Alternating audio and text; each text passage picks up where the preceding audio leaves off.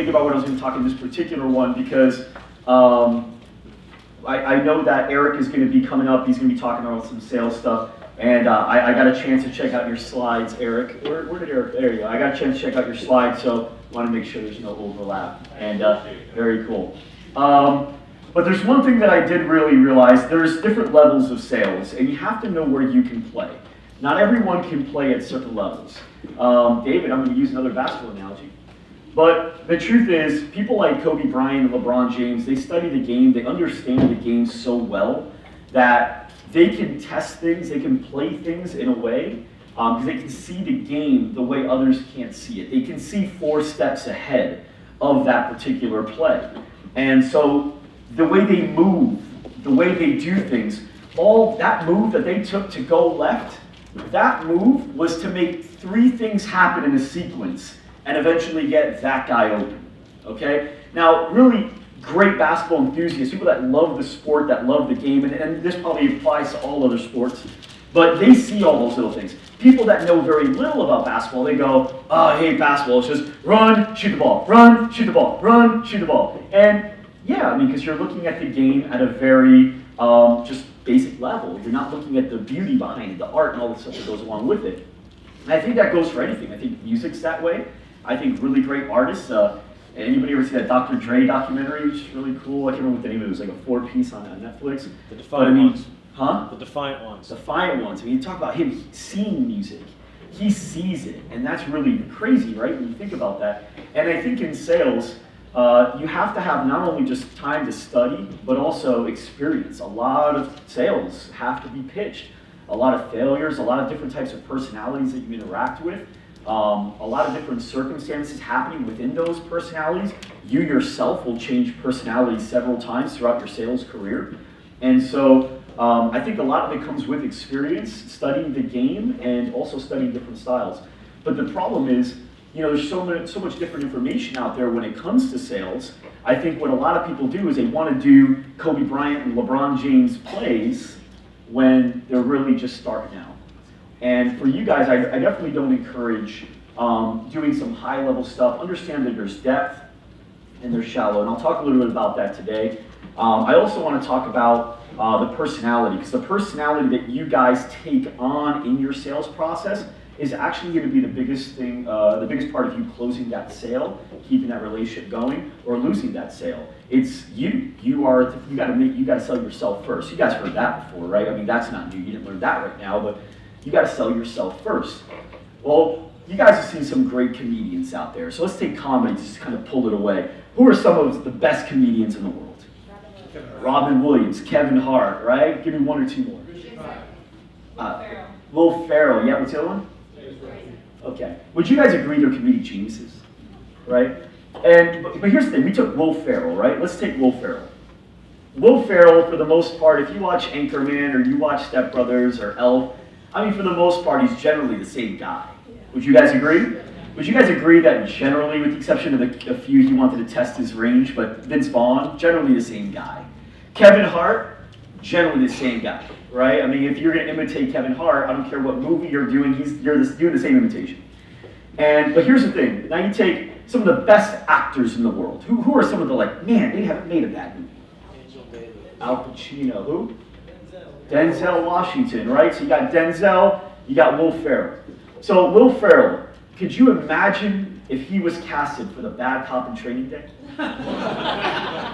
Would it work? Would it work as well? Or would it be a different type of movie at that point? Could you imagine Denzel as the elf? Would it work, or would it be a different kind of movie? Right? So when you look at that, you go, okay, the reason a lot of local comedians, how many of you guys have gone to like a local comedy show and you just wanted to get out of there quick? You're like, it's terrible. Anybody? Anybody just like, you cringe at local comedy shows? You cringe. And I think the reason that you cringe at these local comedy shows is because they haven't had enough time to really find their character yet, or they're wanting to be a character, or their character's influenced by something else, and they're not being themselves. And I think it's very important that we all understand the difference between character and identity. When it comes to character, Kelly, you and I had a great talk at a Greek restaurant, I think, what was it, like a week ago or 2 weeks ago when we had a talk, Kelly, you and I? We talked about character versus identity. We were eating Greek food and we got lost a little bit, but it was a good conversation. But, you know, the difference, character and identity. Character, I'm Mike. My name's Michael only because my mother loved The Godfather. That's true. I was named after Michael Corleone. She loved Al Pacino, and in that particular character, that's why my name's Michael. My name could have easily been Diego if I let my dad take the reins. Can you imagine that? What's up, everybody? I'm Diego, and welcome to the GSD show. That just didn't even flow. So, I could have been another name. My last name is Arce, simply because my mom didn't push for it to be Aaliyah. I got a Jersey accent, slightly, simply because I'm from Jersey, but it was like 18 years ago. It was very different then. Everything about me, the things I think about, the way I dress, I basically am a sticky person walking around since I was born, collecting all these different things that makes up what you see today. That's the character of Mike Arce and the character of you guys. You guys are all of that. As far as the identity goes, who you really are, who you would be no matter where you were born, what you were raised to understand, think, and feel, I think that, my belief at least, that is going to be constant. I truly believe that I would have been competitive anywhere I went. I believe that if I was born in the Philippines, I'd still be fighting in whatever sport they were playing there or whatever they're doing. I'd still be like wanting to win something there. I truly believe that I love to learn and I love to teach. Troy, would you agree that I was a good student? Was I coachable? Coachable, yes. Yep. And Chris isn't here. When Chris Ronto gets here, he'll tell you I'm coachable. I pride myself on being a great student and being coachable. And would you agree that I love to teach? Could you tell that, I mean, what is it, hour sessions? Were they ever hour? I taught you and I, we got on the phone, right? I love to teach. I can't help it. We just get into it. This for me is like, I love this. I'm not exhausted here. I slept 2 hours last night, 2 the night before, but I'm pumped because this is what energizes me. I love to teach. I love to be taught, and I'm also very competitive. Okay, so what could I do to constantly make it so that that character that I'm playing always matches that identity? Well, what's the name of my podcast right now? The GO.A.T Show? What's GO.A.T stands for? Greatest of all time. Could you think of a more competitive name? And in the show, I'm asking questions that I genuinely want to know the answers to. The real reason I have the show, guys, and the reason I sit down with those people, is because I want free coaching from people that don't offer coaching. Where else can I sit down with a guy that has a $4.4 billion ad agency? Where else can I sit down with Grant Cardone and talk to him about sales? Where else can I sit down with Russell Brunson and ask him every question I've got about webinars and funnels? Where else can I sit down with Ryan Dice? Where else can I sit down with Dennis Yu, the guy that runs all the Facebook ads for the Golden State Warriors and $1 billion on Yahoo? Where else can I sit down with these guys? And the cool thing is I get to ask them any freaking question I want, because that's what a podcast is. And not only do they answer the question, but they answer the question exactly the way they know it's best. See, if I saw Grant Cardone at a conference, and it was just at a conference, and I go to him, hey, Mr. Cardone, I just want to say it's really awesome to meet you, you know, and whatever I want to say, and they go, hey, listen, I had a quick question for you. What do you do when a prospect tells you I want to think about it? You know what he's going to say? Dude, man, you bought one of my courses? No, I didn't buy it. That's what you don't know the answer, man. You got to buy the course. Here, hold on, let me get you that link. That's what he said. Now, I asked him 70-some questions in that interview. I got them all answered. And all I had to do was give him a pretty badass-looking show to be on, and now that's the trade-off, right? Because I knew I wasn't going to have a big audience here. I'm just starting it out. So we had to make the show look freaking awesome. It's a Sports Center theme, right? And so now that's the trade-off. Now they can use that as B-roll for their speaker reels or whatever. And man, I get to ask these guys some incredible questions along the way. So I'm learning from these people. This is what I love to do, and then I naturally teach it all. A lot of the stuff that I'm teaching guys, I've learned and I've tested and I've played with. So, okay, the GO.A.T show fits me. Loud rumor. Okay, what could I do? Well, yes, obviously, we are very competitive. You see the scoreboards. You see the way we talk about stuff. I mean, I gave Rob 2 weeks to learn Facebook, and then 2 days to learn Google AdWords and analytics, and Chris had a week to get up, or a day to get a presentation ready. And Molly, you know I put you under pressure, but you do too. Man, Molly sells me more than she sells customers, I think. Mike, I really, really think we should stretch and do crowd therapy. Okay. Okay. Hey, Mike, what do you think if we take this supermarket? Molly, we're reaching. Yeah, but they sell fitness products. Molly! Knock it off. No, I'm kidding. She never reaches that far, but it's funny. She and I sell each other all the time. But Molly's a great example. She sold over 700 people in 2 years. She's a great example of somebody that really, really fits her personality. Her identity and her character are in alignment. She does not sell my way, nor does she want to. And if she started to, she wouldn't sell as well. I don't want to sell her way. And if I did, I wouldn't sell as well. Molly is the golden retriever in the Sales Dogs books. If you guys read Sales Dogs, she's the golden retriever. The golden retriever is one that really builds relationships. One that, man, Molly, is there any deep, dark secret you don't know about at least one person on the team? No, she knows everything. Well, she'll just get off the phone with a new lead and she'll tell me, oh my gosh, did you know this person, she just got a third divorce, and on top of that, she's got to move all the way to Indiana, and then also her son, you know, he's going through this really bad condition, and all this just happened. She's opening up a location in 2 weeks, and I really want to help her out. And I go, Molly, you talked to her for 7 minutes. And she's like, Mike, you know how people are, they just tell me shit. So, and guys in the team, yes or no? Is that pretty accurate about Molly? Yeah. Loud rumor team, yes? Yes. I think everyone's cried to Molly once. Now, Mine, I'm a challenger. It's very different. I like to challenge people. So I get very, I guess, challenging, right? So if Michael, you were to tell me, you know, hey, I don't know, I kind of need to think about it. Is there a way I can think about it? Well, if we get to that, right? There's ways to never get that phrase. But let's say we get to that, I need to think about it. Okay, usually when people tell me you need to think about it, it's pretty much over. So just tell me the truth, is it over? No, it's over, I just need to think about it. Okay, well, can you just do me one favor? Yeah. What is it you need to think about? Oh, just a few things, okay. Well, do you mind sharing with me or no? No. Okay, how about this? You can go ahead and think about it. But can I think about calling you back in 2 days? Yeah, okay. I'm gonna think about it. Maybe I'll call you. but like it's a, you know, keep in mind, you've got to build a rapport along the way, but is it over? Is it a game changer? Is it a deal breaker? Hey, is there any way we can come out down in price? I can't. I really like to, but man, if I can't do it, is it a deal breaker? How many people do you think say yes to that? Especially after you build rapport. Especially after you've gotten to say yes 100 times. You can get somebody to say yes a ton of times.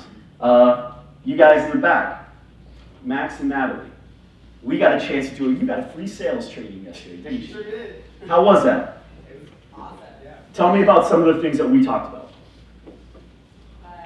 Well, did we just role play for like 30 straight minutes? Yeah. You sold us the book. I sold you guys your company product. Better than we've heard anyone else. So. Yeah. But the thing is, they're telling people what they need.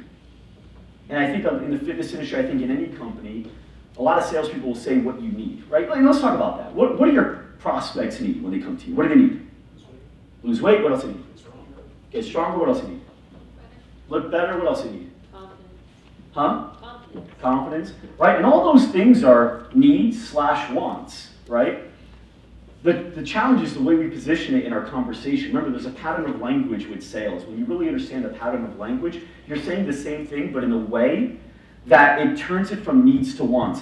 People do more for what they want than what they need. That's just the truth. We take money. Everybody knows what they need to do to be in a better financial situation, right? Spend less than you make. Is that simple? Would you agree that if you spend less than you make, you're going to be in a healthier financial situation than if you spent more than you made? Yes or no? Yes. Okay. Yet at the same time, I just want you guys to do this. I want you to say greater or less. Right? Ready? Is that okay? Okay. So, everybody knows that they need to be spending less than they make. But, would you say that if they did that appropriately, would people's savings accounts, that would be? Greater. And their credit card debt would be? Less. Now everybody wants their savings account to be, and they want their credit card to be, and they know the formula to get there. I worked in debt consolidation for 2 years. Tom, you were with me. It was a nightmare. I mean, people that are making $40,000, $50,000 a year, I don't even know how they did it. They would get an $80,000 BMW. I'm like, how? I can't figure it out. At the time, I couldn't even afford to switch phone carriers. The credit, they're like, you don't have the credit. I'm like, I don't have the credit. This guy owes $80,000. He's paying $80,000 for a car. It didn't make sense. People hack the system. But they know that, and they still do it. What about nutrition? Give me an example of one food people should definitely eat more of. I like a type of food. Give me a type of food. Spinach. We know spinach is good, right? And bad is? Pizza. What else is good? Kale. What's bad? All right. We all get it. We all know what we need to do, right? But if we did only what we needed to do, then our fitness levels would be, and our body fat percentage would be.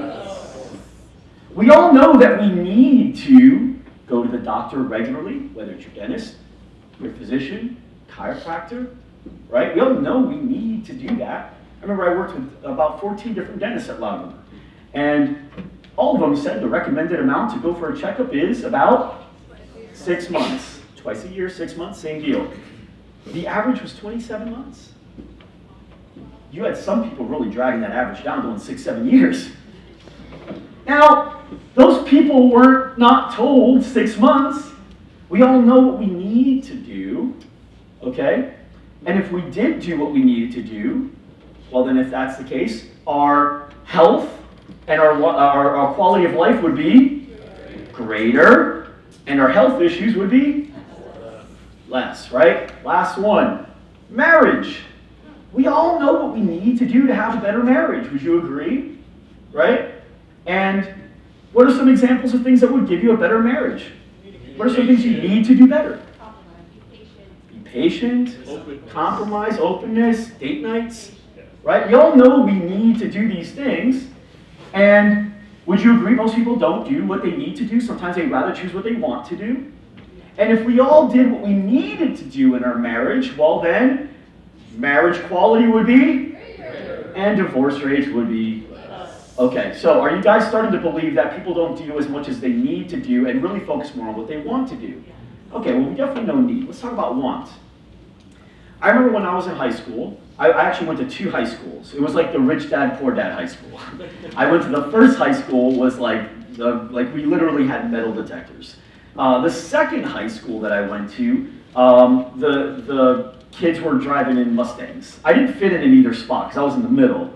And I remember I got to see both of them. And, hold on one sec. Hold on, I want to bring this. Okay, here we go. So I remember I went to both of them. And the funny thing is, at both schools that I went to, it didn't matter, rich or poor, the cars, the big items, were definitely better, the cars and stuff. But as far as the clothes that they wore, whether it was watches or sneakers, honestly, it didn't matter what school you were at. People were wearing Jordans regardless, okay? And I got to see both of them. Neither school did I ever see people wearing $200, $300, $400 watches. It just wasn't a thing. Now, I have cousins that are in high school, and pretty much almost everyone's wearing a $400 to $100 watch. How many of you guys have a $400 or more watch right now? How many of you guys have an Apple Watch or something like that, or a smart? Never was the ratio so high to get an Apple Watch. More importantly, let's face it, do we even need this stupid damn thing? How many times do you see people with these watches still looking at their phones to find out what the time is? Right? So the truth is, we didn't need the watch, we wanted the watch. And the funny thing is, we really don't even want the watch. You know what we want? We want what everyone else wants. Everyone's got the watch. Everyone wants the watch. I feel like I want the watch now. So the reason I bring this up, guys, is because you have to know what level you're at in sales. And some people can really get to the pain very quickly. Molly's a great example of that. I think I've developed that skill set along the way. Some people just have a hard time with that. And not everybody should be going after that move of get into the pain, because you're not going to be able to do it if you're a fitness studio instructor, or you're just getting started, and it's just going to be hard for you. You're going to mess up, and you're going to be Denzel Washington in the Elf costume. Okay? Actually, that would be more like Will Ferrell in the Training Day costume. So you want to be very careful with that. But the same thing goes for other things. Take concerts. Right? What are we posting about? We're posting that we're at concerts, right? You see people, the same people that say they can't afford whatever, they want to post that they're at concerts. They want to post that they're in Vegas. They want to post that they're on vacation. They want to post that they are at sports games. They want to post that they're at fancy dinners, right? Would you agree that social media is pretty much inundated with people bragging about all the nice things that they spend money on themselves for? Yes? Yes? Okay. So the reason they're doing that is because that's what they want. What they want is, I want you to know that I've got this. I know it's crazy, but it's true. Now, of course, there's a deep level to it all. When you ask why enough times in the sales process, you get to the root of it. At the end of the day, everybody wants to be significant. If I ask somebody, do you want to be significant? No, I'm actually really working on being less significant in the world. Everybody wants to be motivated at the root level where a salesperson can get to, right? Everybody wants to be more motivated. You want to be more motivated? No, I'm really, really working on a plan to get less motivated on a daily basis. Everybody wants to be more attractive. No one's going to say, you know what, I'm actually really looking to let everything just grow. You want your hair to grow, yes, but you need a haircut. It looks terrible. Everybody wants to be healthier. Nobody's, unless you're working on fit to fat to fit, nobody's going, you know what, I want to add more here. So, the root of it, a great salesperson, somebody with experience and understanding of the game, the person that can see the art of it, can get to that in a timely manner. Because let's face it, in your space, chances are you have 5 to 15 minutes to get the job done. Initially, right? Initially, you can keep following up. You have 5 to 15 minutes to get that job done. Now, some of you guys that are more in the training space, you may have a half hour to an hour. Cameron, you and I had like half hour to an hour when we're selling at Pure Fitness. Games changed at Orange Theory, right? And so at Pure Fitness, we knew that we had so we were playing a different sport. Still playing sport, but we're playing a different sport. Now we had blank white printer paper and whiteboarding triangles and all this different stuff, but I got the time, and all that was strategically done to get them to where we need them to be. So for you guys, number one, understand what your character is. Who are you regularly? When you're selling your favorite product to other people, meaning you're an iPhone person, or you're an Xbox person, or you're a Harley person, or whatever it is, you're a Cardinals fan. Whenever you're selling your favorite thing, how are you at your most energetic point when the other person is a fan too and you guys just keep going on about that? Because at the end of the day, a lot of people say, well, of course they can sell, they're the business owner. And then a lot of people even go deeper and say, well, that's because a business owner has more passion and enthusiasm to it. You know what? In most cases, you're absolutely right. Why shouldn't the team have that same passion and enthusiasm? I've seen the best I've been sold by non-business owners were when the employees were actually as passionate or even close to the business owner. I'm more impressed by an employee that's passionate than a business owner that's passionate. I was sold by Infusionsoft by Gary Parker because Gary was like, dude, I've never seen anything like this. This is like the most incredible thing. I mean, everything is automated. Honestly, it's like TiVo. I don't know why everyone doesn't have it. And I'm just like, this guy is so sold that I gotta, like, I remember anybody work at a restaurant? How many of you guys don't go back to that restaurant anymore? You're like, I can't look at another chimichanga from that place again. But when you can go back, like I love Papados and I worked there. I got fired twice, so I worked there twice. But I worked there twice, and I still go back. It's my favorite restaurant today. So when that happens, you know it's a good product, right? The employees love it like that. So for you guys, number one, you've got to really get your team sold on what you're doing. Molly does very well because she's sold. She's seen enough lives get lifted up. She's seen people like Joanne. Where's Joanne? Your story of, we were struggling, then we were able to double our business. that's not, I mean, that's awesome. We love hearing it every day. We'll never get tired, and please send us every email that you get whenever that happens. But Molly, how many times have you heard that? You gotta say it loud, because they can't see Quite you. a few. Okay, she's going like this. So for Molly, she understands, she gets it. She gets them calling her back. And so because of that, we're able to talk about it. The team has to be like that as well. With our team, we like to tell stories. And you have to understand the story as well. As salespeople, you have to understand the real stories of it all.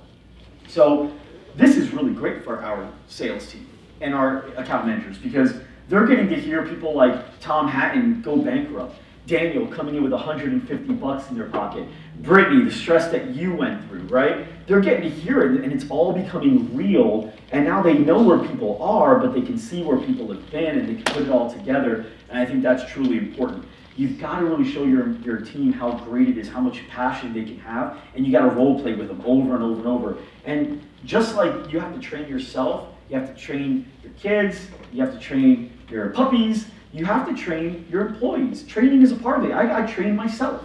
I'll record myself and go, damn, that wasn't that good. But your employees, you got to say like, all right, more passion, more passion. Chris, where's Chris? Chris Mueller. Is he here? Oh, he had to head out? We practiced his talk. There he is. Chris, come on in. Chris, how long, that presentation you did, which was fantastic, how much did we train for that? About a year. Well, we trained for that, but I'm talking about the other day when we were in that room, the conference room. How long was that session? Oh, a couple hours. Couple hours? And how many times did I stop you? A lot.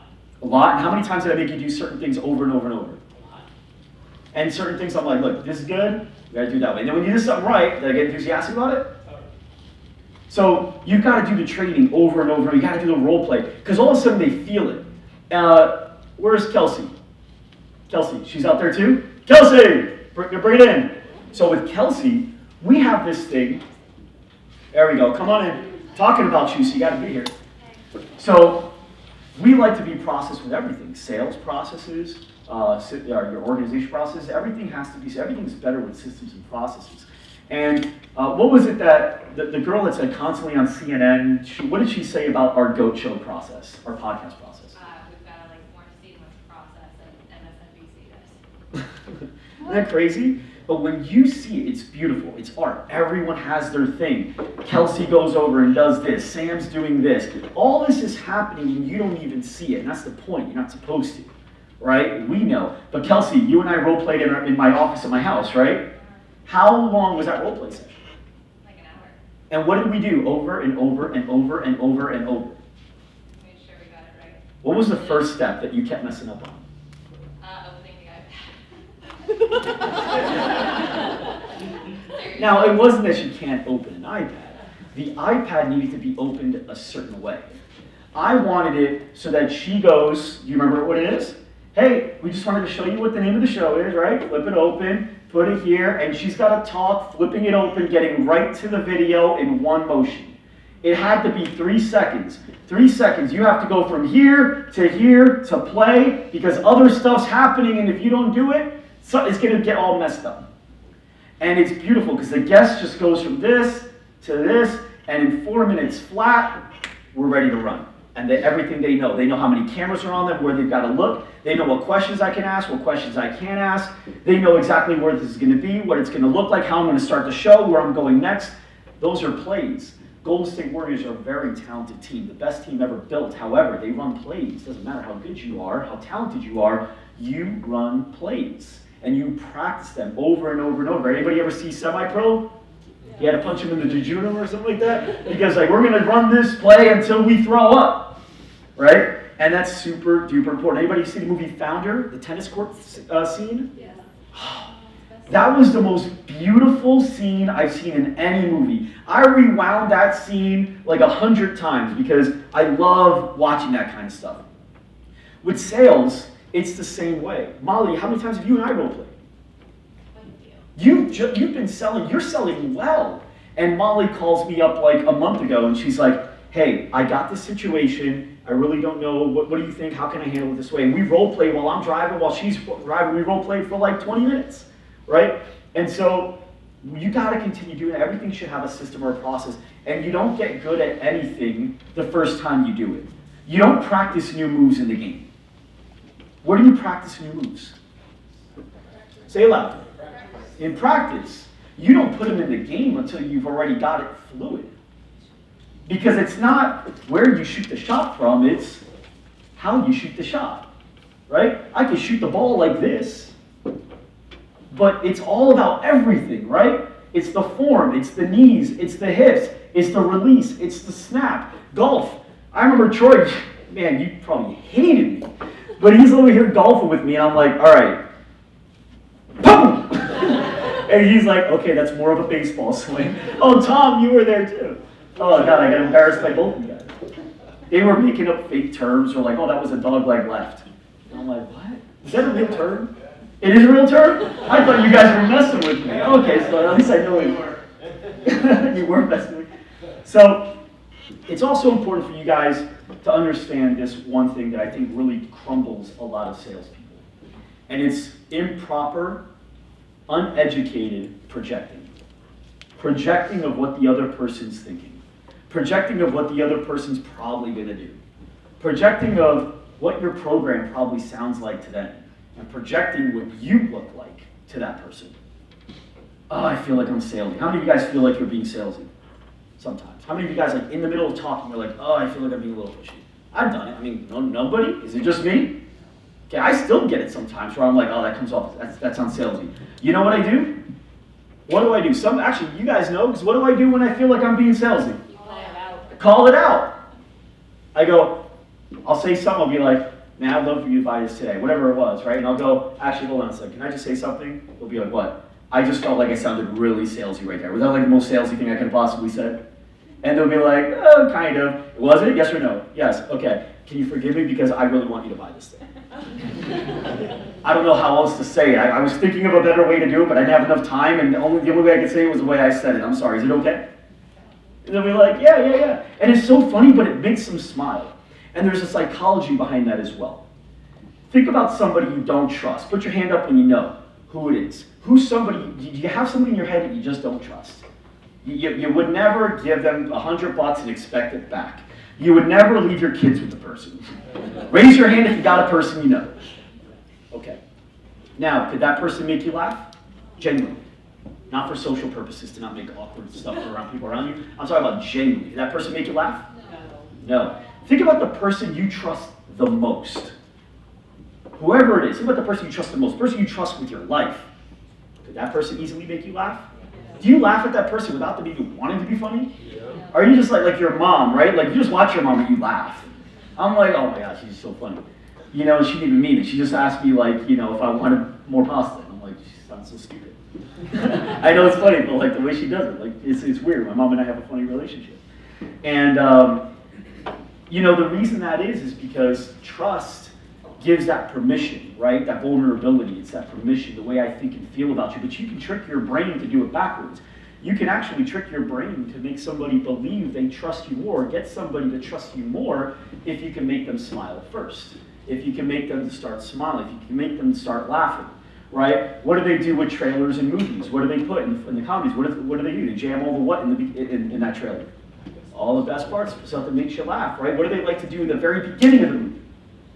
Make you laugh right away, right? If a comedian comes out, what's the first thing they want to do? What's that? That first line is crucial, right? That first line is crucial.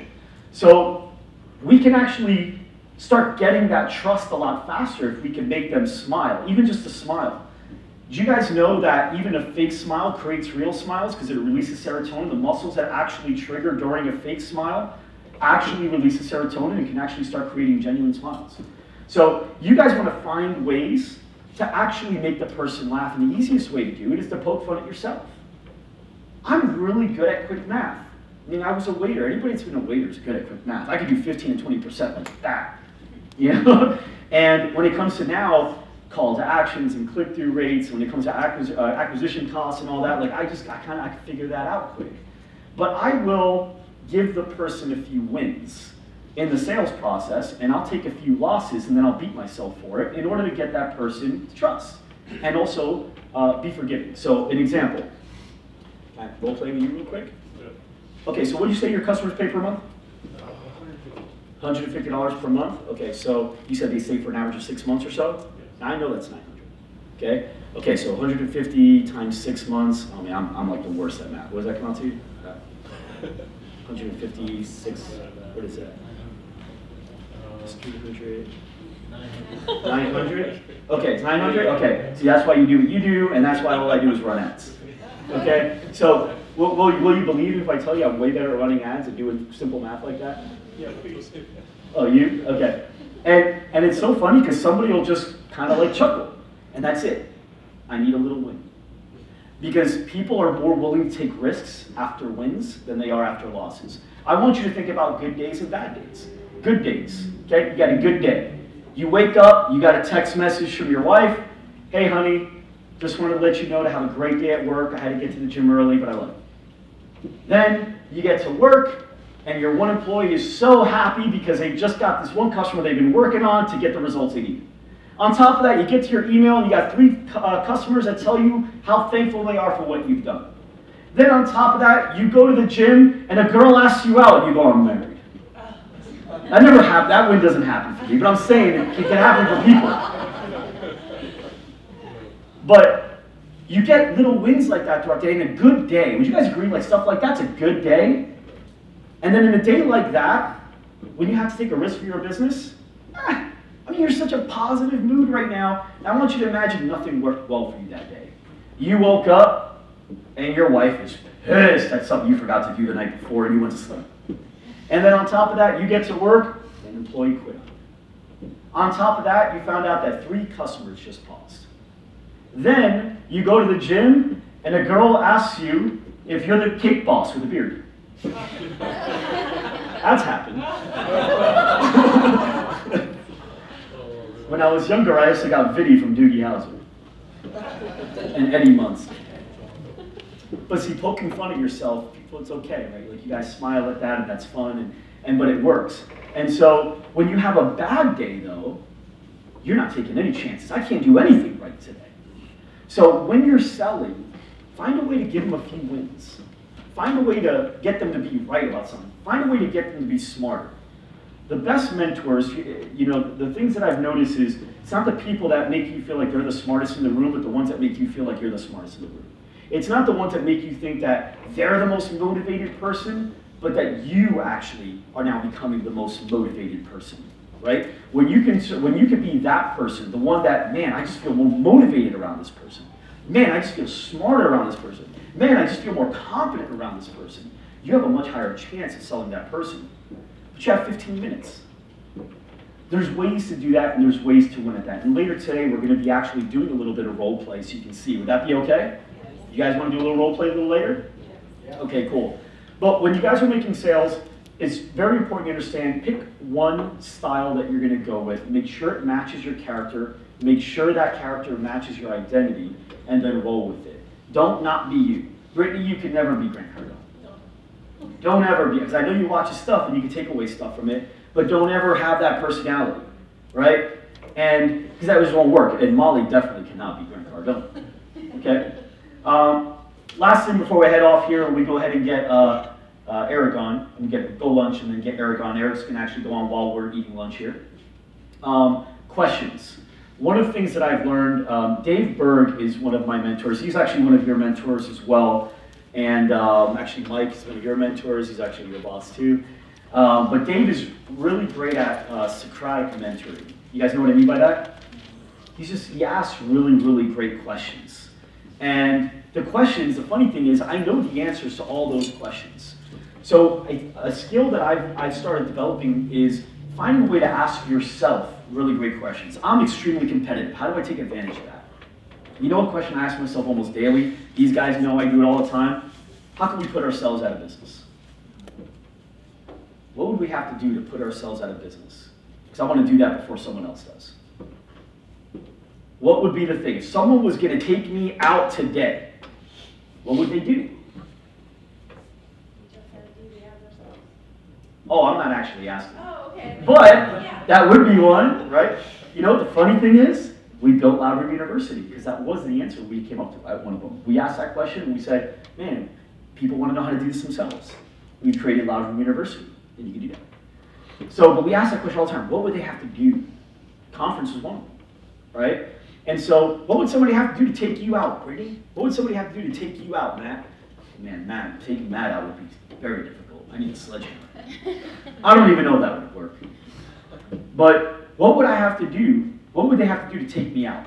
When you ask good questions, it's important. The next question, this is really great for employees, this is really great for sales in general, right? It's, and I did this with you yesterday. And Joanne, I'm going to test something with you. Is that okay? Okay. Okay. What's one thing you could do tomorrow to go ahead and be a more successful business owner? Apply everything I've heard this weekend. For example? Podcast. Okay, you know how to do a podcast? No. But if you did know, what would you start with? Um, Now, that's all I needed. I told you I was going to do this, right? Your husband. So, did you notice that I just instigated thought? What did I ask her to instigate thought? She said, I don't know. What did I do to instigate thought? But what if you did know? What would you start with? Now she's thinking. You do that with your customers, you do that with your employees. Hey, so how can we solve this problem? I don't know. Yeah, but if you did know, what would you do? Stole that from Tony Robbins. He does it all the time. And I watch it, and it's beautiful. But you do that with your kids. I've done it to him, he doesn't even know. Wait, what? But if you did know, did I do it? Ed, when did you do this? So, with your employees, with your kids, and with yourself, you gotta ask yourself this question. All right, how can I get this to finally work? Yeah, but if you did know, what would you do? Okay, how could I get it to work? Not looking for ways that it won't work. With your customers, your prospects, same thing, right? Hey, so one of the things I'm gonna need you to do, I'm gonna need you to be really, really strict with your nutrition. You got a pretty hefty goal. Is that something you can commit to? I don't know. Yeah, but if you did know, you think you could do it? I know it's crazy, but all you're doing is, they're afraid to say the answer. That's really all it is. People are afraid to be vulnerable. And when you ask them that question, you're giving them permission to not be vulnerable, but put it in a hypothetical situation. But the funny thing is, a hypothetical situation is really the answer. We all know the answers. In most cases, we know the answers. What usually don't we know? The question. We got the answers. We need the questions. And Tim Ferriss, anybody follow Tim Ferriss? Oh man, I love that guy's stuff. And he actually just put out a video where he talks about that, where he literally asks himself challenging questions all the time. And the reason he does that is because he not only wants to come up with better answers himself, but he also wants to get better at asking questions for his interviews on his podcasts. I don't care if it's your interview in a podcast or if it's a sales pitch. At the end of the day, if Cameron, if you and I were both salespeople at the same company, skill sets was equally the same. The only thing is, I'm able to ask questions and you can't. Who's got a better chance here? Right. And let's say you can ask questions and I can ask questions. I'm just allowed to ask better ones. You have a limit, right? You can ask like, what do you want to get here? But I can ask why. I have no limit on whys, but you do. Who has a better chance? I do, right? And so you've got to get really great at asking questions. Now, right now what's happening is you're looking at Cameron going, you think he could outsell you? And Cameron's going, hell no. And the reason Cameron's saying that is because he's a good salesperson. And Cameron's competitive too. Cameron, do you think I could beat you in sales? No. What do you guys think? Do you guys think I could beat him in sales? Yes. Oh, I'd love to battle him right now. Because I know he'd battle me back and it'd be so fun. And in sales, that's what you want to do too. You also want to build an environment where it is competitive. Because really great sales is born out of a competitive environment. And it's not just about making the sale, right? It's about constantly getting better and being more efficient in that process, being smoother and getting there faster. Everything's just about getting there faster, and that comes with repetition. So for all of you guys, what I want you to take away more from this is just really, number one, really focus on being fitting to your identity, your character and your identity. Don't stray. Don't be Will Ferrell in Trading Day, right? That's number one. Number two, make sure that you're constantly finding ways to put yourself out of business. Okay, focus on that. Number three, remember that people care more about what they want than what they need. People care more about what they want and what they need. The easiest sale for people that are not experienced is not to get deep down to the core of it all, because that takes experience sometimes. You can work on it, but just know that your team may not want to. It's easier to actually talk about how much how Orange here is becoming the most popular place to work out in the valley. Yeah, people come in here and it's so fun. They actually are constantly posting their stats and they're posting this. And it's crazy, but what happens is I start thinking about the content I can post. Because what do you think? When somebody posts something on Facebook or Instagram, do you think they check that several times per day to see if they have likes on it? Nope. It matters to them. It matters to them. So what matters to them on the surface level, that's easier to sell to the inexperienced salesperson, and then the root level takes sometimes a little more time and or experience. So, is this valuable at all? Yeah. Do you guys kind of see what I'm talking about here? I want to be more on like a root level. I know you're going to come up with some strategies later today. We're actually going to go through strategies, we're going to do some role play and stuff like that. But I really want to make sure the mindset's right, so you guys will get sucked in from one style to another style to another style. Because when you do that, you're just going to be that terrible local comedian that every time you see them, they're just worse than the previous time. Okay? And you guys don't want to do that because that's what gets you discouraged. It makes you think, I'm not a salesperson.